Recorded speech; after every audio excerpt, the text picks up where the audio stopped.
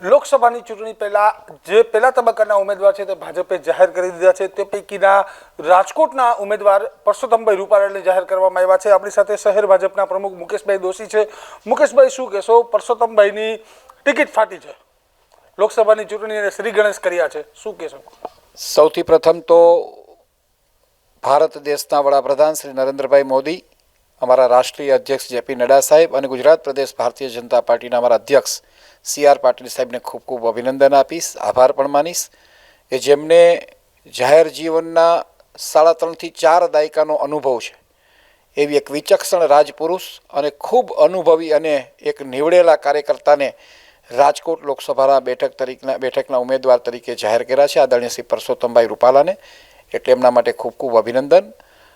પરસોત્તમભાઈને પણ ખૂબ ખૂબ અભિનંદન આપું છું અને સાથે સાથે આ જાહેરાતથી રાજકોટના તમામ શ્રેણીના કાર્યકર્તામાં એક અનેરો ઉત્સાહનું વાતાવરણ જોવા મળે છે અને એક અનુભવી કાર્યકર્તા મળવાથી રાજકોટનો વિકાસ વધુ થશે એવી મને આશા છે.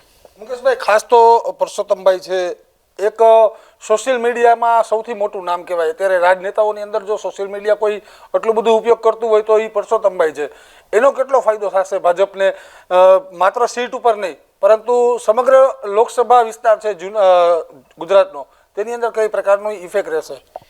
જેમનું જાહેર જીવન 4 દાયકા જેટલું હોય, જેમના સંબંધો ખૂબ મોટા પ્રમાણમાં અને વ્યાપક સંબંધો હોય, સાહિત્ય જગત સાથેનો એમનો ખૂબ ઊંડો નાતો, સમાજ સાથેનું એમનું ખૂબ મોટું સંકલન, NGO સાથેના એના વ્યાપક સંબંધો, એટલે હું એવું માનું છું કે પરસોત્તમભાઈના સંબંધો માત્ર સૌરાષ્ટ્ર પૂરતા નહીં, સમગ્ર ગુજરાતની અંદર એક એવું વ્યક્તિત્વ છે કે જેનાથી પાર્ટીને પણ ખૂબ મોટો લાભ થવાનો છે. તો રાજકોટની વાત કરું તો રાજકોટમાં તો પરસોત્તમભાઈના ખૂબ મોટા અને વ્યાપક પ્રમાણમાં સંબંધો છે, એટલે એમનો લાભ પાર્ટીને ચોક્કસ મળવાનો છે. રહી વાત સોશિયલ મીડિયામાં, તો એ જે કામગીરી કરે છે એમના તમામ અહેવાલ અને ખાસ કરીને એમનો સાહિત્યનો સાથેનો નાતો આપણે વારંવાર જોતા હોઈએ છીએ. એક ખૂબ તળપદી ભાષા સાથે જેમને વક્તવ્યો એને સાંભળવા પણ એક લાવો છે.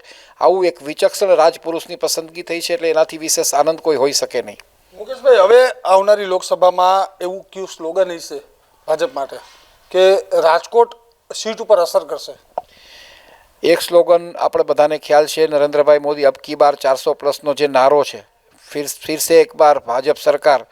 એટલે એવું ચોક્કસ માનું છું કે આ વ્યક્તિત્વના નામ ઉપરથી આ ચૂંટણી માત્ર ને માત્ર લોકોની એક શ્રદ્ધા સમાન નરેન્દ્રભાઈ મોદીના વિશ્વાસ ઉપર લડાવવાની છે. નરેન્દ્રભાઈ મોદી એક પ્રતીક બની ગયું છે, દેશ માટે એક ગૌરવની ઘડી છે કે 2024ની લોકસભાની ચૂંટણીમાં ફરી એક વખત હિન્દુસ્તાનના રાજસિંહાસન પર નરેન્દ્ર મોદી આરૂઢ થવાના છે. એટલે લોકોમાં પણ ખૂબ ઉત્સાહ છે અને ખાસ કરીને નરેન્દ્રભાઈ મોદીને 3જી વખત દેશના વડાપ્રધાન જોવા માટે લોકો આતુર છે. ખાસ સ્થાનિક જે સમસ્યાઓ છે, થોડાક સમય પહેલાં પાણીની સમસ્યાને લઈને મહિલાઓ આવે છે, સફાઈની સમસ્યા હજી ઘણા વિસ્તારોમાં એવી છે કે નથી થતી, કે ઘણા એવા વિસ્તારો છે કે સ્ટ્રીટ લાઇટના ઇસ્યુ છે. આ તમામ સ્થાનિક મુદ્દાઓ, લોકસભાની ચૂંટણી છે ભલે ના હોય સ્થાનિક મુદ્દા, પરંતુ જ્યારે નેતાઓ જતા હોય ત્યારે લોકો પ્રશ્ન કરતા જ હોય છે, તેનું નિરાકરણ કેવી રીતે આવશે? સ્વાભાવિક રીતે 45 વર્ષથી આ રાજકોટ મહાનગરપાલિકામાં ભારતીય જનતા પાર્ટીનું શાસન છે. ખૂબ સ્વચ્છ અને પ્રમાણિક શાસન છે. એન્ટી ઇન્કમ્બન્સી હોય એ પણ સ્વાભાવિક છે, પણ આ ચૂંટણીમાં કોઈ એન્ટી ઇન્કમ્બન્સી એટલા માટે ન હોય કે સ્થાનિક સ્વરાજ્યની ચૂંટણી છે. મહાનગરપાલિકાની ચૂંટણી હોય તો એમાં એની ચોક્કસ અસર વર્તાય, પણ લોકસભાની ચૂંટણીમાં તો એકમાત્ર મુદ્દો માત્ર મોદી સાહેબનો ચહેરો એ લોકોના મનમાં બેસી ગયો છે અને મોદી સાહેબ સિવાય કોઈ રાજનેતાને લોકો પસંદ નથી કરતા, એ બધાને ખ્યાલ છે. લોકોની અપેક્ષા હોય છે, લોકોની અપેક્ષા હોય એ સ્વાભાવિક છે. રાજકોટ મહાનગરપાલિકાનું તંત્ર અને અમારા ચૂંટાયેલા પદાધિકારીઓ ખૂબ સારું કામ કરે છે. આમ છતાં ક્યાંય કચાશ હશે તો અમારા કાર્યકર્તા એ દિશામાં સરસ રીતે કામ કરશે અને આગળ વધશે. જી, ચોક્કસથી જે મુકેશભાઈ વાત કરી, પરસોત્તમભાઈ એક જે કહેવાય કાઠિયાવાડી, અસલ કાઠિયાવાડી ભાષામાં વાત કરતા હોય તેને લઈને પણ લોકોની અંદર તેની લોકચાહના સૌથી મોટી છે. આ ઉપરાંત 400+ સીટની વાત મોદી સરકારની જે છે તેને લઈને પણ રાજકોટની સીટ છે તે જીત હાંસલ કરવાની મુકેશભાઈએ જવાબદારી સંભાળી છે. કેમેરા પર્સન દીપેશ શાહ, ચેતન ઠકરાર, અબ તક ચેનલ, રાજકોટ.